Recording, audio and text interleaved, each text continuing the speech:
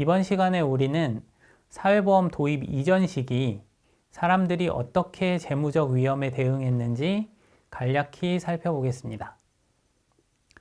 사회보험이 존재하기 이전에도 사람들은 소득 변동성에 대응하는 나름의 방식이 있었습니다. 물론 여기서 가장 중요한 것은 저축입니다. 소득을 다 쓰지 않고 저축하면 굳은 날 혹은 은퇴 후에 유용하게 활용할 수 있습니다. 프랭크 고스의 자서전에서 본 것처럼 가구와 같은 내구재도 저축 역할을 할 수 있었습니다.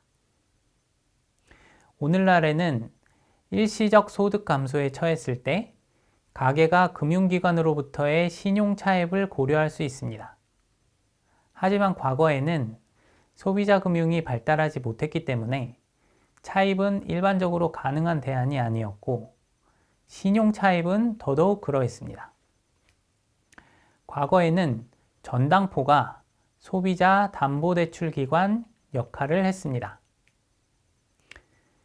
시계 등 귀중품이 있는 경우에 전당포의 일을 맡겨서 차입하는 것이 가능했습니다.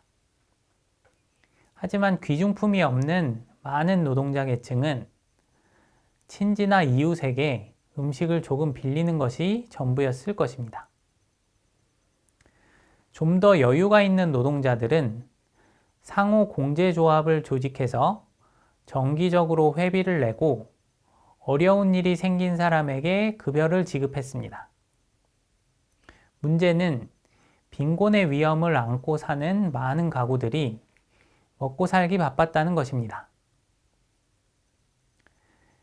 대다수의 경우 저축이나 공제조합 가입에 여력이 없었고 따라서 운이 나쁘면 갑작스럽게 빈곤에 빠질 수 있었습니다.